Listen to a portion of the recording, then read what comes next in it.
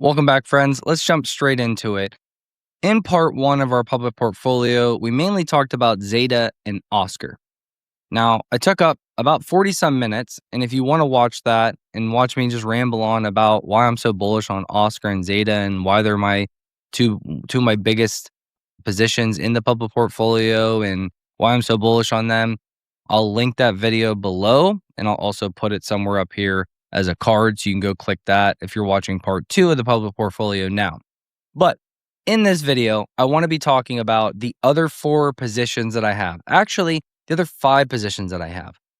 Meta, Amazon, NEBIUS, IREN. In the fifth position, cash. I have 20% cash right now. 20% cash right now in the public portfolio. It's all shown right here on Blossom that I shared over here on X, Meta, Amazon, NEBIUS, IREN, Zeta, Oscar. And then Zeta and Oscar have leaps as well that I post on Blossom. And every single one of my trades, every single one of my moves in this public portfolio can be seen on Blossom. Here's the link right here. Or you can just simply go to the link below and download it for free. You can get a nice UI on Blossom. You can see your own portfolio. You can compare it to the benchmark SP 500, other indexes. You can compare it to your friends. If they're on Blossom, you can see other content creators' portfolios and where they're positioned in their public portfolio, so on and so forth. You can see lots of different news, market data, so on and so forth. And it's all for free, completely free app. So again, if you want all of that, you want to follow every single one of my trades and more, you can click the link in the bio below with my Blossom link. And then, so yeah, Zeta, Oscar. Zeta's 22% of my portfolio, Oscar 16%. These are actually bigger weights in my portfolio due to the leaps. It's just you can't really track leaps on Blossom just because of it's mainly, going to be tracking shares. So we're going to stick to talking about Meta, which is 18% holding, NEBIUS 16% holding, IREN and Amazon, which are both 14% weightings in my public portfolio. So let's just jump right into it. So we're going to jump on over here to valuesnapshot.io. This is my number one tool for analyzing, understanding, and basically going through the opportunity matrix, as I call it. Opportunity matrix is where we discover a stock, we go through the data of the stock, and then we understand the direction of the stock. So the 3 Ds of investing: discovery, data, direction. Okay? Discovery, data, direction. This is the template that I use on every single investment. And I even have a nice little cheat sheet that I get to use when I want to run through my valuation, when I want to run through my opportunity matrix, okay? So we'll run through it and we'll go through these things really quickly. Meta, the opportunity matrix. First, let's talk about the company and why I like the company. Well, not only are they the largest moat and biggest player in social media, they're one of the biggest players and largest moats in ads because they have so many, basically half the world's population using their apps and their social media constantly. That means that they are the king for ads, because when you have half the world's population, companies want to get access to those people. So they want to get access to those people. They want to come to you and your platforms and run ads, run consistent ads on your platform to reach those people. That's like the one sentence, one and done, simple as that. They're also playing around in AI. They're also playing around in smart glasses, so on and so forth. There's a lot of opportunity here. And the fundamentals and the valuation are actually really nice right now. So let's go through the discovery of Meta. Most people know about Meta. Most people know about Facebook, WhatsApp, Instagram, so on and so forth, right? Quest. Most people know about that stuff. Is the company misunderstood or mispriced? I believe it's mispriced, and it was pretty misunderstood after last earnings due to the tax debacle and how they missed so big, but created a buying opportunity for sure. Is there a clear catalyst or fear-creating opportunity? I think the clear catalyst is AI and how they're going to get leaner and meaner with AI. And then, does the business model have long-term durability? 100% it does. Then we're going to go through data. Are revenues and earnings growing? Are margins stable or expanding? Is cash flow strong or improving? Is valuation attractive compared to peers? Let's find out. I can tell you all 4 of these are already a yes, but let's actually go through. Here, right? Go to our financials, go to Meta, and let's actually look. Let's actually look on a trailing 12-month basis of the actual numbers behind Meta. So, what do we see first? We see that if we take out free cash flow, we see that margins are expanding for the most part. Operating margin went from 37.4% on a trailing 12-month basis to 41.4%. That's an expansion. 32% net margins down to 30% net margins. Now, this 30 and 30 basically is going to include last quarter where they had a big miss due to taxes. So that's definitely why they're decreasing there. But as you can see, they're still staying basically in line with their margins and where they've been. And their free cash flow is going down. Why is their free cash flow margins going down? Well, they're going down because they're spending a ungodly amount on AI. CapEx is going through the roof. They're spending a ton of money on AI, but I think it'll pay off. So here's your revenues on a trailing 12-month basis, 142 billion all the way to 201 billion essentially. 45 billion in net income all the way to 60 billion in net income. So as you can see here, trailing 12-month, 3-year average, 5-year average CAGR, compound annual growth rate, it's all growing up and to the right. Looks good on gross margins, looks good on EBITDA, looks good on cash flow. You know, this company is just a beast. It's just a beast. Obviously, their expenses are rising. Their overall balance sheet looks really good. Total assets, 366 billion, 148 billion in total liabilities, and then shareholder equity of 217 billion. So more assets versus liabilities. Here's where some people don't like it, right? You have total debt of about 58 billion versus cash of 38 billion or 36 billion. They're just spending a lot. I would focus on this way more, almost 3-to-1 assets versus liabilities. That's what I'm really looking at. Shares are basically in line. They decreased a little bit. EPS continue to climb, have a little dip here, but I think it reaccelerates. And then you have a bunch of other fundamental valuations and financials that still look really good. But overall, I like what I'm seeing here. And we'll stick to like the main things. If we look at this on a yearly basis, because I want to show you guys, you know, it was up here in 2016. It's come down, it's come up, it's come down, it's come up. It's been a little bit all over the place, I will say. But again, I will say that it's mostly staying in line. And for the amount of money they're spending, it's pretty crazy. And where does this really matter? Well, it matters whenever we run our valuations. So if we run our valuations here and we run these margins and say we don't get the numbers we want back, then that's going to be a problem. Okay. So let's go back to our matrix. Let's run our valuation as well. And first and foremost, we can see that analyst price targets are sitting at 25% higher from current price of $681. That's the consensus, $853, 25% higher. The bull case, where analysts are most bullish, is $1,117, 64% upside. And the bear case is plus 3% from right now at $700. Again, we're currently at $681. And you can kind of see just like a quick little snapshot, 1.72 market cap, 22.87 billion enterprise value, revenue, net income, 3-year average, average PE, price to sales, free cash flow margin, so on and so forth, right? So you can also look at the earnings transcripts. So they just had their earnings. You can generate AI summary here if you wanted to. And this really helps, basically helps me be lazy. I don't have to fully listen to the earnings call. I can go in here and I can get the gist of their earnings. You can see total revenue was up 25% year over year. They're reaccelerating their revenue. Family of apps, ad suppression, or ad impressions up 18%, 23%. Average price per ad up 6%. Reality Labs up 12%. So they're getting revenue there, down 12%. So they're not getting revenue there. Sorry, that's everybody's big bugaboo. No one likes Reality Labs. Free cash flow, $14.1 billion. Cash and marketable equities, $81.6. Employees up 6% year over year. That's surprising.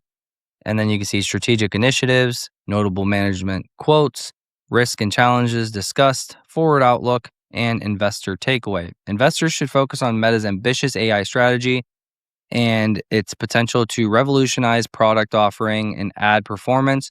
The company is doubling down on AI infrastructure and personalized experiences, which could drive a significant long-term growth and efficiency. Despite continued near-term losses in Reality Labs, the strong ad revenue growth indicates effective monetization of AI-driven improvements. So, all that to say, I think Meta's undervalued. Let's look at Meta. Let's punch in some projections for our DCF model, discounted cash flow model, Warren Buffett's favorite model to use. Let's punch in some projections and see if Meta is an opportunity right now. So, over the next 5 years, this is their trailing 12-month revenue. Over the next 5 years, I believe that Meta can grow 20% conservatively forward for the next 5 years on average. Free cash flow margins, I'll even go a little bit lower at 22, just to say like, hey, let's say they decline a little bit more. And then I would give them, they're currently at a 37. I would give them a 30 terminal multiple free cash flow and a 10% discount rate. And we get an undervaluation of 36%. So current price is $681 today. We are undervalued. Is this an opportunity? Yes, it is, based on these conservative assumptions. If you believe they're going to grow revenues 20% over the next 5 years, they'll maintain where they're at right now or a little bit less of free cash flow margins, and they'll only have a 30 terminal value, you should be paying up to $927 for this company. And they're currently at $681. So you have 36% upside. You have 14% implied compounding annual growth rate for the next 5 years if these assumptions are true for the next 5 years, which I believe they are. Let's look at it as on an EPS, an earnings model. So let's not look at free cash flow. Let's look at earnings per share. Let's run these projections. Oh, look at that. I already have some projections in here. And at current EPS growth rate of only 11%, which they've done 19, 20, and 22% for revenue. So on EPS, they're only doing 11% growth. A terminal value, a PE multiple of 30 in 5 years' time. 5 years out, you get 24% undervalued. Again, $843 fair value, 5-year target of $1,358, and you get a compounding annual growth rate of 14.8%, beating the 8 to 10% average the S&P 500 has. And you can kind of see if they have a lower PE, what you'd be at. Basically you would break even here if they had a 24 terminal PE. If they had a 36, you would be even higher at 1,000. If they had 16% EPS growth rate, you could have, over here, right? And you can kind of click this and just kind of move this around to see, basically to run these numbers and projections in here. I really like this little tool that you can just kind of see, okay, well, if they actually grew 16% and had a 29 PE, then you could see, oh, wow, 49% undervalued. They should be a $1,000 company. And I do believe they should be a $1,000 company. I'd be very surprised in 2026, if not the latest 2027, they're not a $1,000 company, just to be totally honest. So what does all this mean? Well, we go back here. We go through discovery. We already talked about that. We go through data. Are revenues and earnings growing? Yep. Are margins stable or expanding? They're stable. We talked about that. They're stable. Cash flow strong or improving? It is. Is valuation attractive compared to peers? Yeah, it definitely is. Direction. Is the trend up on higher time frames? Is the stock not overbought? It's not overbought. It's not super, out there. It's actually at quite a bit of a pullback from like 700-800. It's not a falling knife. And the matrix indicator actually does show some bullish signs for it moving higher. And on higher time frames, it is actually moving up. And we can see that here on Meta. And we can see over the last 1 day, over the last 5 days, right, we had this bottoming out and now we're moving up. Over the last 1 month, we're higher. Over the last 6 months, we came down, but again, we've kind of bottomed out here around high 500s, low 600s, and we've been moving up consistently since then. We had a large pop off earnings, and then that obvious pullback with the markets last week. That was all kind of crazy. So if we actually look at the technicals here and run Meta, we can see that, ooh, that's not good. So we actually have a death cross, which is bearish, which is basically you're above the 20-day moving average, you're above the 50-day moving average, but you're actually below the 200-day moving average, and they're actually crossing down. So the 50 is below, actually the 20 and the 50 are both below the 200, meaning they made a bearish cross. And it could be the end of it though. Obviously, let's just look at the charts. And let's see the full picture here. So let's move on over into Meta.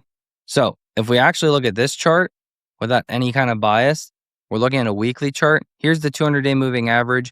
Here's the 21 EMA, and here's the 50 moving average, or here's the 50 EMA.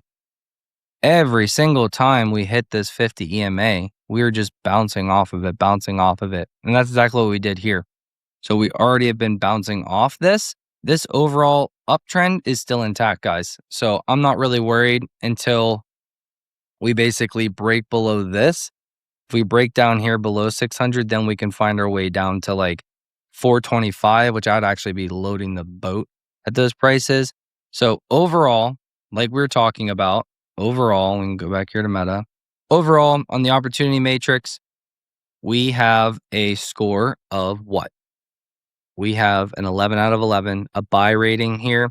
And we obviously see that discovery, data, and direction are all in the same direction, giving us a solid buy signal.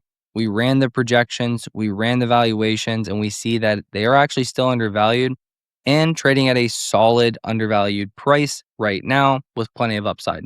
So this is why, in a long about way, sorry, I'm very bullish on Meta. I'm long-winded. I can't help myself. I'm going to give you all the data. That's why I really like Meta. It's why I'll continue to buy Meta in my personal portfolios, private portfolios, and public portfolio.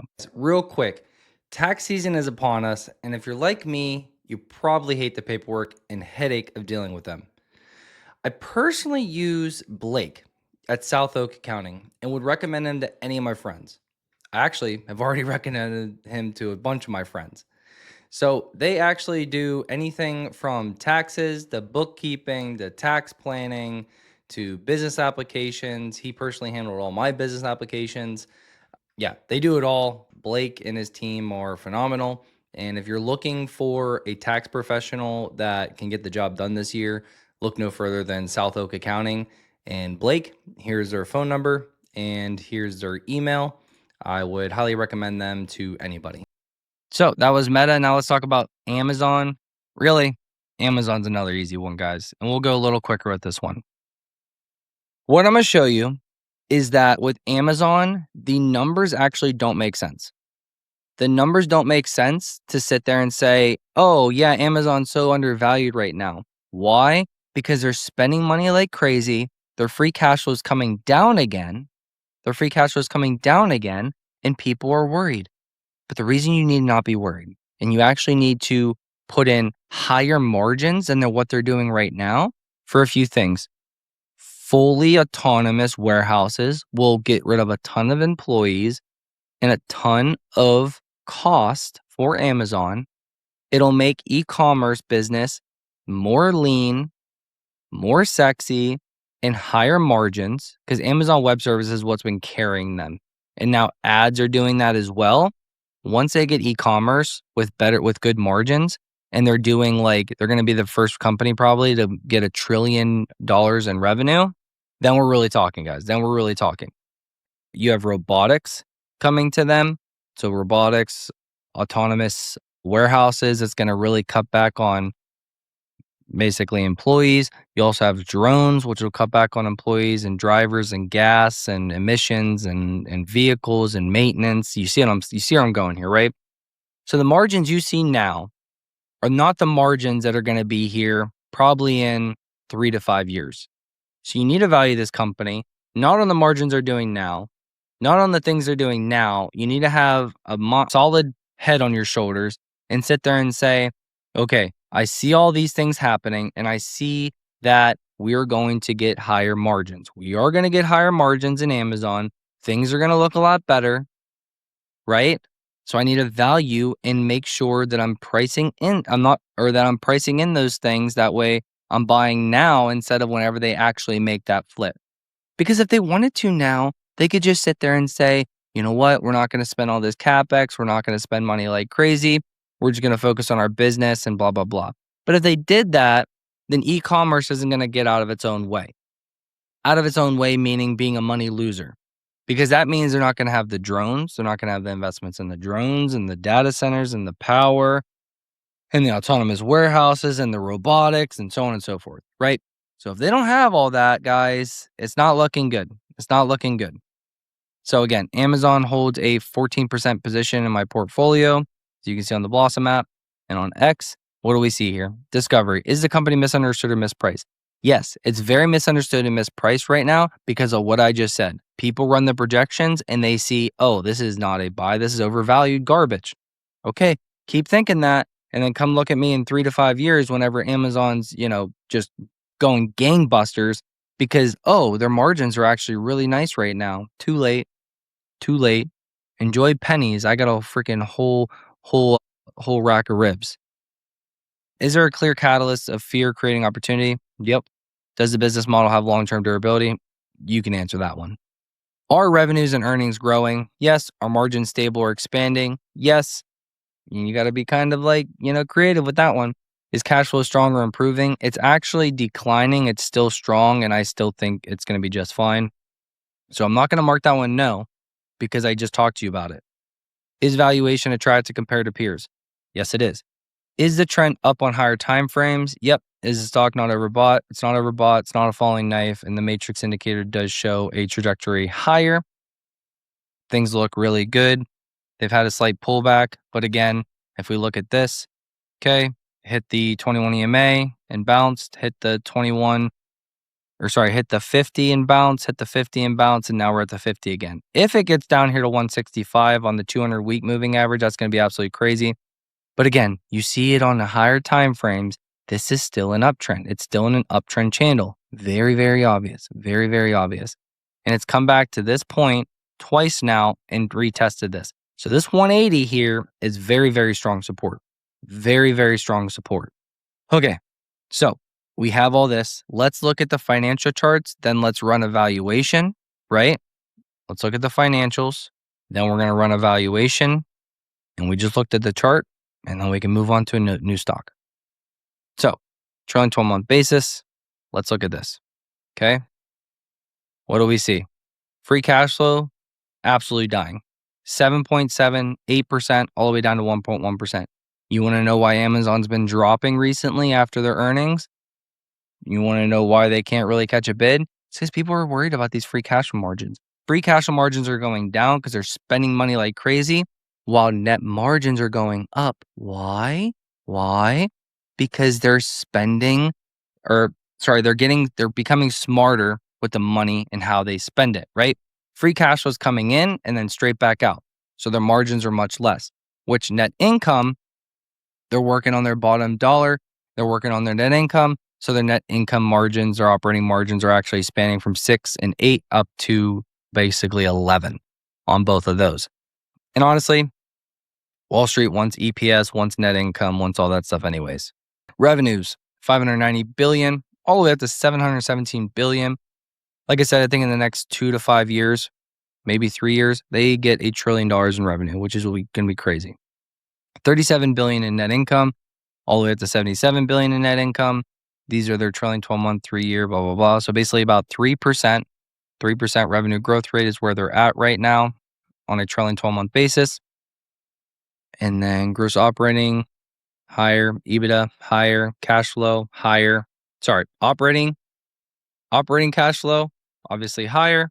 But free cash flow, it's falling off a cliff. But we just talked about that. I don't think that's a forever thing. Don't think that's a forever thing. Capital expenditures, CapEx, you can just see it's climbing, going crazy. 131 billion. Guess what? It just got it for $200 billion in 2026. Absolutely crazy. Still, balance sheet, 818. So double assets versus liabilities. That's what we like to see. Cash is actually more than debt. Really like to see that still. Shares outstanding are staying level. EPS is climbing. Let's talk about some projections. DCF model, let's talk about valuation. Valuation, analysts, not even me. These are analysts. Current price, $208.79. The lowest analyst has a $175 price target, 16% down from where we currently are at 208. Consensus, though, is 36% higher at 284. In the bull case, 51% higher at 315. These guys are smart. And they're probably calculating, hey, margins, free cash flow doesn't look that great right now, but guess what? Give it some time, and I think it will look really, really good in a couple years when they don't have to spend for this massive AI race and they get things built out and they can pull back on some of the spending and they start having drones, they replace employees, the e-commerce starts pulling in cash and bottom dollar, net income, net margins, so on and so forth. You can look at the earnings transcripts too here on valuesnapshot.io. We're not going to go through them because, right, we're already 26 minutes in the video, but you can kind of see key financials, free cash flow, strategic incentives, notable management quotes, forward outlook, and here it is, $200 billion in CapEx across Amazon in 2026, investor takeaway. So again, you could look at, go on Value Snapshot and look at that. We could pull up something we ran on December 24th, 55% upside, 208 current price, $323, $324 intrinsic value. So what this is saying is if you believe, this is why projections are so nice, right? Everybody thinks that you can just if you want to be a stock picker, guys, you have to learn how to run just basic projections. Projections aren't hard. They're not really hard at all, guys. You sit there and you say, okay, I'm going to run a 5-year projection. Here, Value Snapshot already gives you the trailing 12-month revenue. There you go. And you sit there and you say, they've grown 13% over the last 5 years, 12% over the last 3 years, 12% over the last 1 year. I'm going to go a little bit more conservative and say they only grow 11% over the next 5 years. Free cash flow margins of 2.4, 2.5, 7, and 1.1. Like I said, you got to get a little crazy, not crazy. You got to get a little, understand that robotics and drones and autonomous warehouses are going to come in and they're going to replace a lot of employees and gas and vehicles and all this stuff. So even if you ran a 7% at 35 free cash flow, look at their current free cash flow, 290, right? You are a bit overvalued if you just sit there and say, okay, well, actually, I think they can get really lean on free cash flow and they can get the 10%. They were already at 7% at one point. With robots and drones and autonomous warehouses, you don't think they can get to 10% within the next 5 years? On average, I do, and that gives you a 29% upside. 208 is the current value. You should be paying anywhere up to 270 right now based on these projections. And in 5 years, you'd be looking at a price target of $381, giving you almost a 13% compound annual growth rate. 13%, that's nothing. What are you talking about? The average S&P 500 return per year average is 8 to 10%. You are beating the markets, which 90% of investors cannot do. So, look, I get there's a lot of euphoria out there, and there's stocks running 20% in a week or 30% in a week. That's trading. You want to do trading? Come join our trading collective, right? Right now, we're talking about investing, long-term investing, where we find great companies, buy them for the long term at the right price when they're undervalued, and we go and buy, then wait.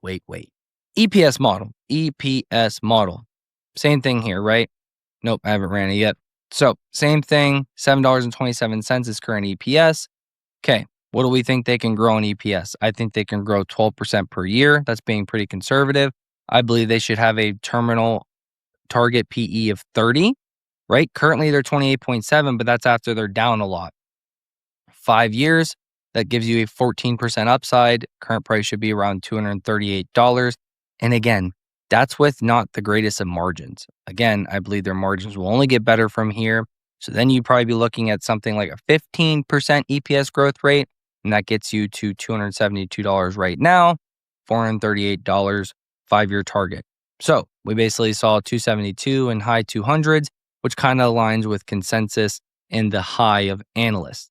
So again, discovery, it's there. Amazon's there. It's a moat. They're not going anywhere. They're only going to continue to eat people's lunches and do great in e-commerce, in pharmacy, in Amazon Web Services, which is growing like crazy, in AI. They're about to redo Alexa, so on and so forth. This company is amazing. The moat's there. It's great.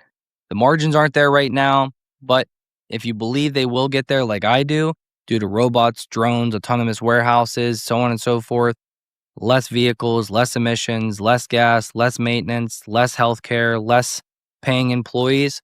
Boom. There you go.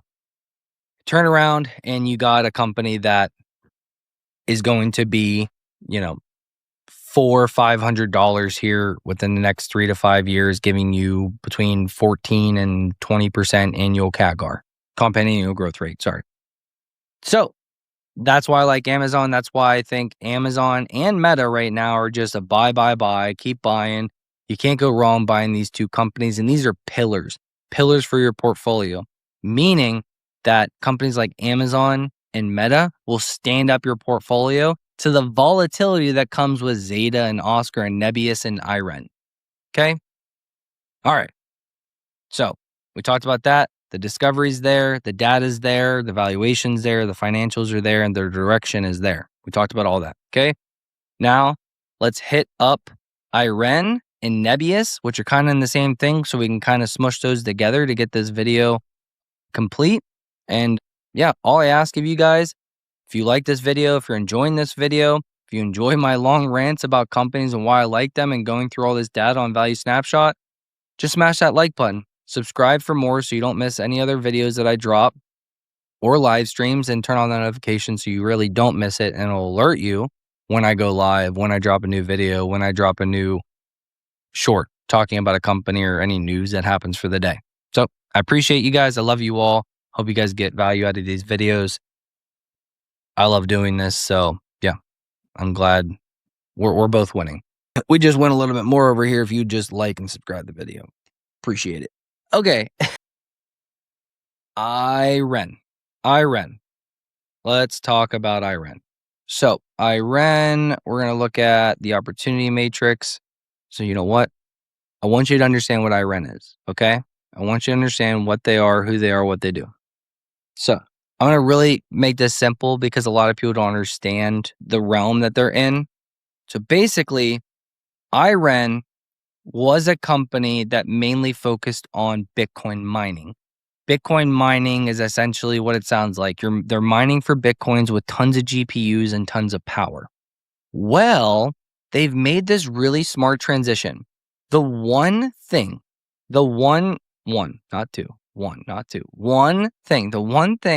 that really is needed, and the one biggest bottleneck of AI is power. Okay? Not just the power grid that needs to get rebuilt, and that'll get rebuilt, and there's companies I like for that too, like Fluence Energy, but that's a different video. Power is needed. There's all these data centers, all these LLMs, all this stuff for AI needs a ton of power. Some of it will be nuclear, but some of it is going to come from GPUs and gigawatts. IREN has a ton of gigawatts. And think of it like this. This is how I'm going to very simplify it. Memory, you saw Micron and SNDK, SanDisk, and you saw these memory companies absolutely go crazy into 2025 and into this year, 2026. You saw them absolutely go crazy. They can charge whatever they want for their memory. I believe that IREN and NEBIUS and Cypher and all these other companies, not all of them, but the ones I'm choosing, which those three, NEBIUS, IREN and Cypher. Cypher is just not in the public portfolio because I only could choose 2. These companies are, I believe, going to be able to run, manage, and charge whatever they want for their gigawatts, for their power to the big dogs. And guess what? NEBIUS, Cypher, and IREN all already have deals with Mag 7 companies. So it's not like this is just some crazy theory by Ronnie. Like, they already have deals with Mag 7 companies, multi-billion dollar deals, tens of billions of dollar deals with Mag 7 companies like Microsoft, Amazon, and I think Microsoft, Amazon, maybe Google or Meta was the other 1 or 2. But that's just the tip of the iceberg. Oracle is going to be spending a ton of money on them. And I think a lot of it's going to funnel through to companies like IREN and Cypher, who have a ton of gigawatts, a ton of land, and a ton of power right now. And NEBIUS is the other one. They have a ton of, basically they are a neocloud. So they're going to be the ones managing all this power and running the back end of it. But they also have land and they're building out power and gigawatts, and they're going to have that as well into 2026, 2027. So they're going to have tons of power to sell as well, and they're working with deals to basically have the power and build the power, but not have to pay all up front for the power. I know it gets a little confusing.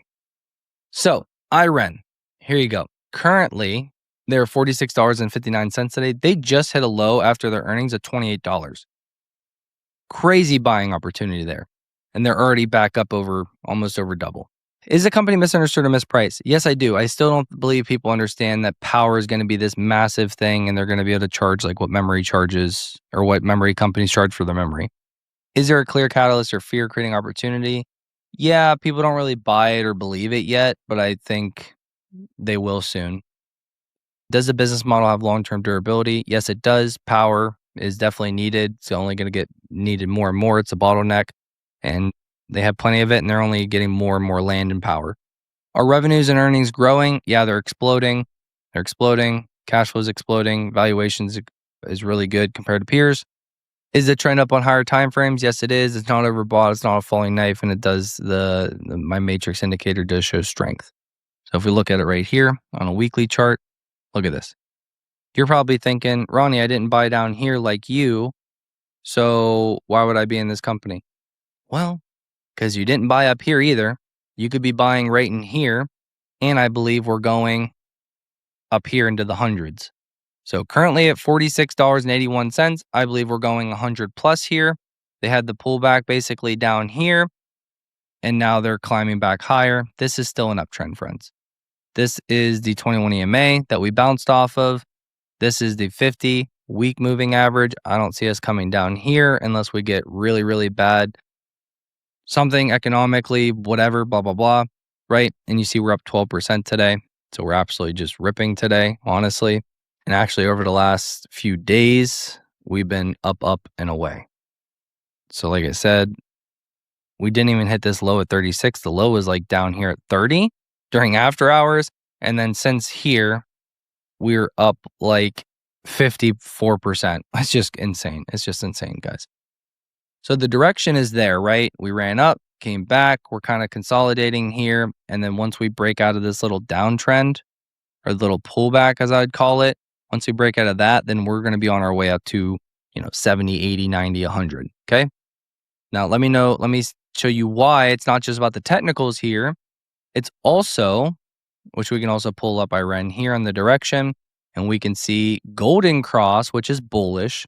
We can see that we're below the 20 SMA, but we're above the 50 and the 200 SMA.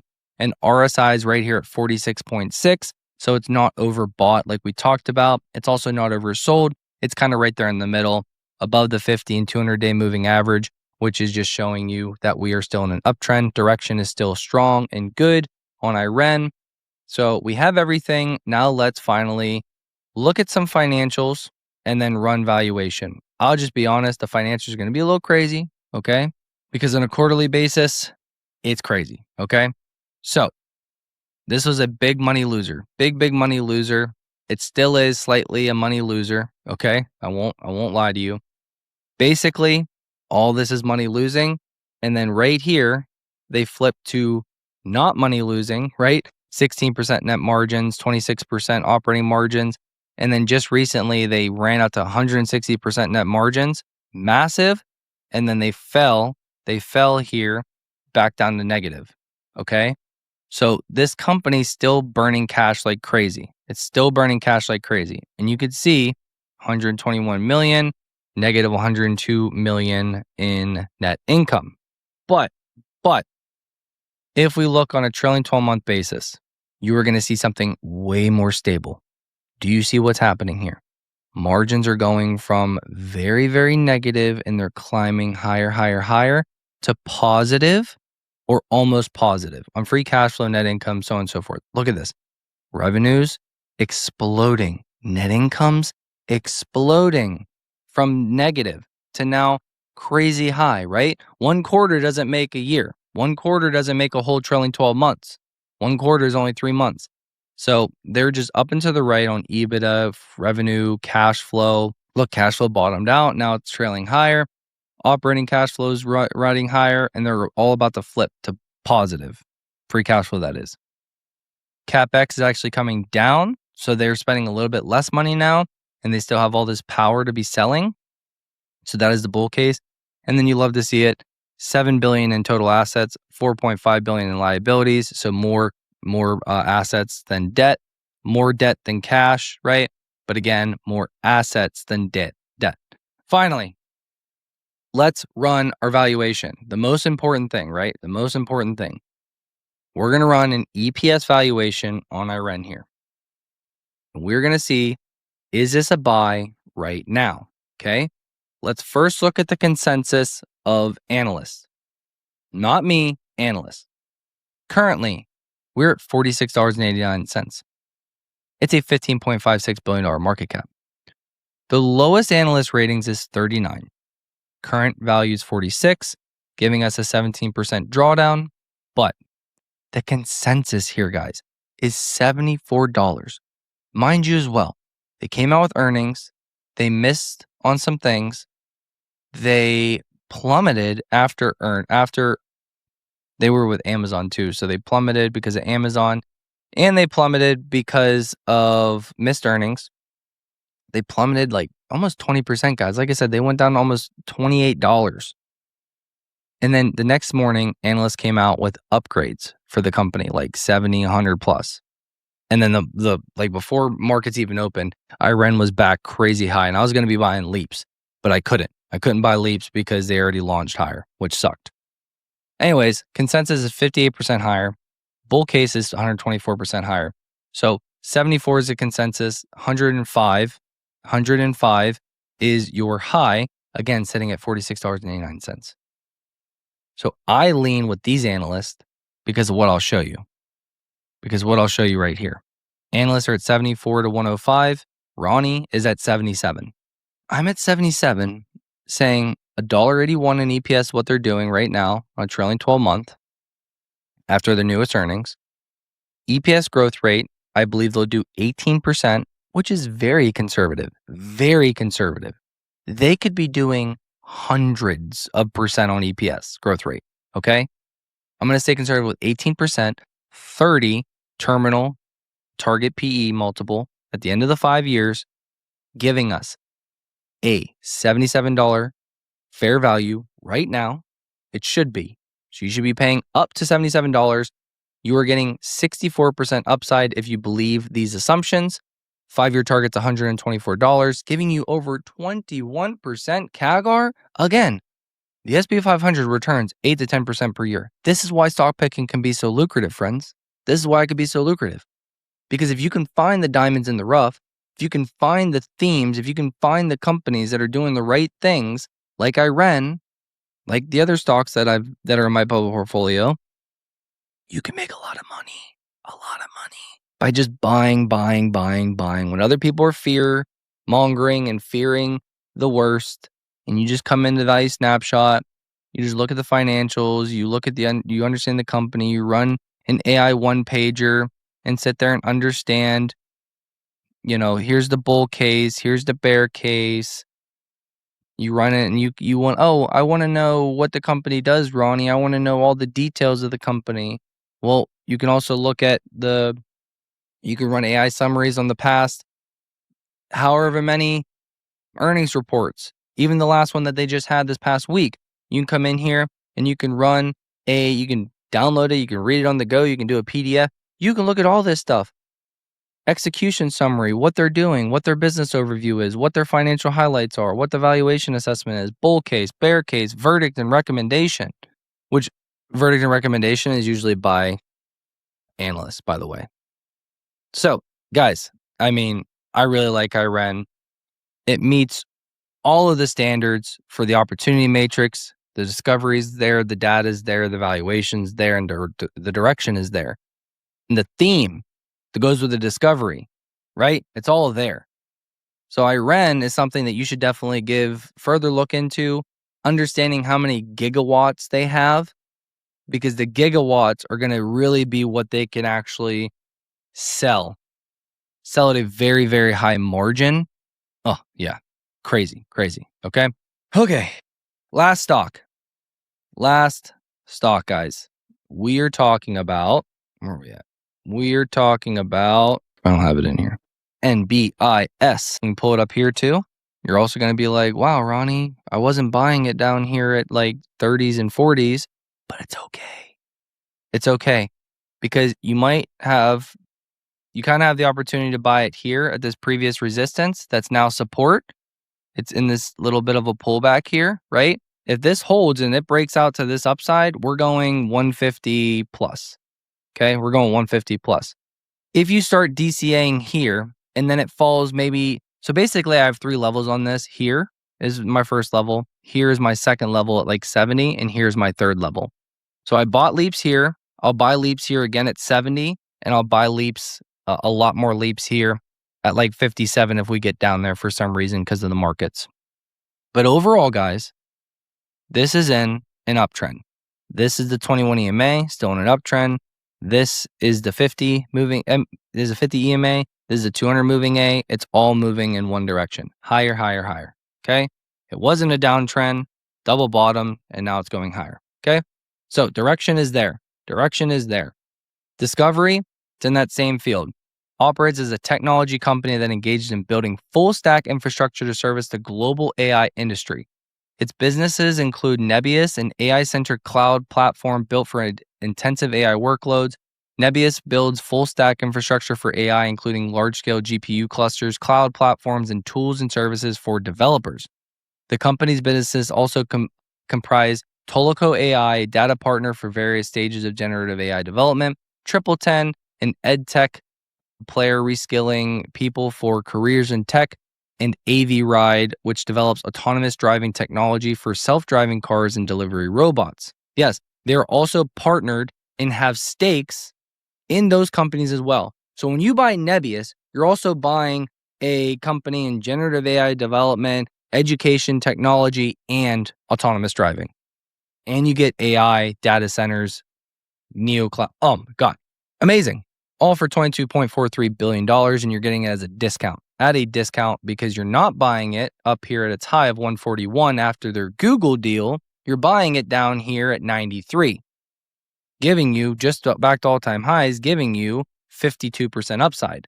Let's talk about analyst ratings. Analysts have it 77 as a low, consensus of 127, 35% higher, and a high of 175, 87% higher.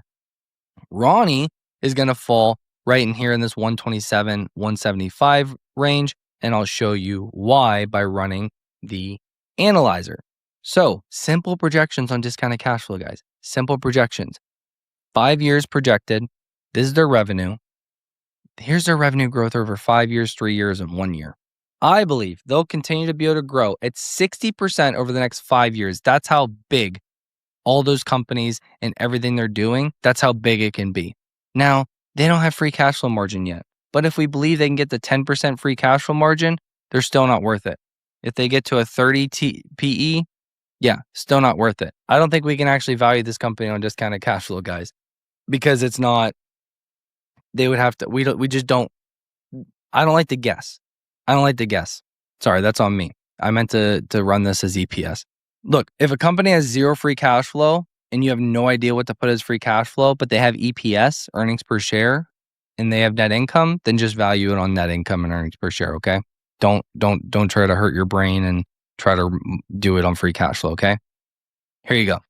So, they have $1 of EPS right now on a trailing 12-month basis. EPS growth rate of 46.5%. Look what they've been doing.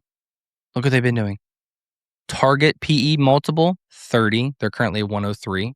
5 years out, giving you 126% fair value.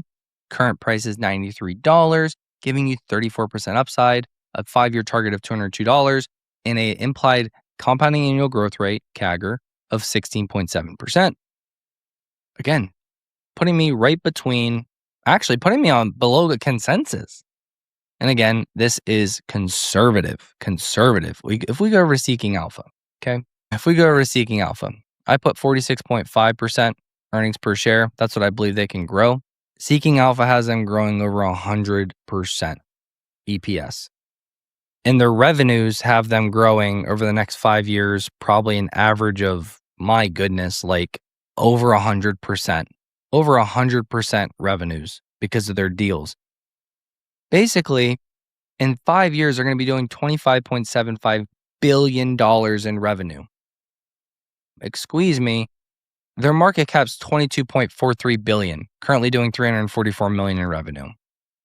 That's crazy. That's crazy.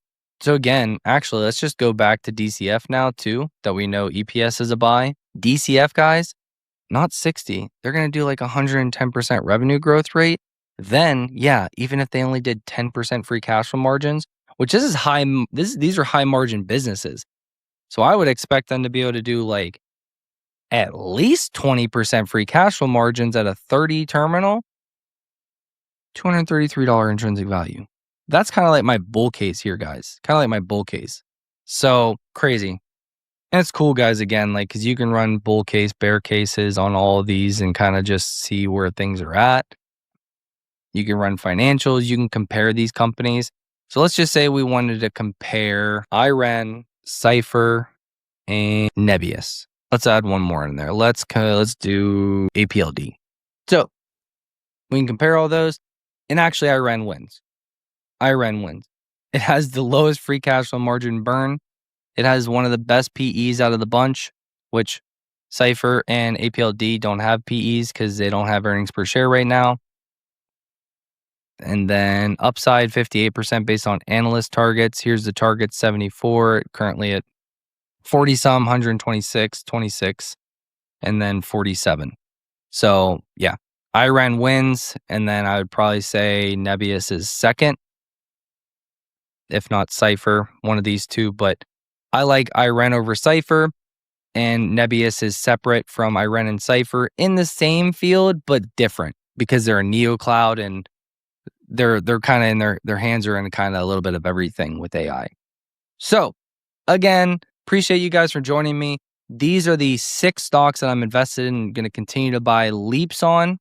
If I get the opportunity and IREN and NEBIUS, if they pull back again, I'll be buying leaps in this portfolio as well. If you want every up-to-date move that I make in this public portfolio, again, I'll put the link down below. It's all free on Blossom. You can run your own portfolio. You can track your own portfolio. You can watch mine. You can watch your friends. You can watch another content creators. Whatever you want to do. What a beast of a video, guys, though. But we got part 2 done.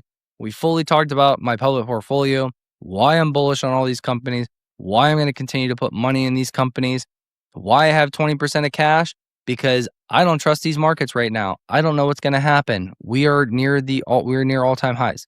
I have 20% of cash just in case we fall. If the markets fall, all these stocks will fall, and then I can go ahead and deploy that cash in these most likely leaps to give myself a much higher return with those leaps. And a leaps video is coming out soon since you guys dropped leaps so many times in the last video. So that's coming as well. So I appreciate you guys all. Hit that like button one more time if you didn't already. Subscribe to the video or subscribe to the channel. That's how long a video it's been. I'm brain dead. Subscribe, whatever. Love you guys all. Take it easy. I'll catch you guys in the next one. Peace.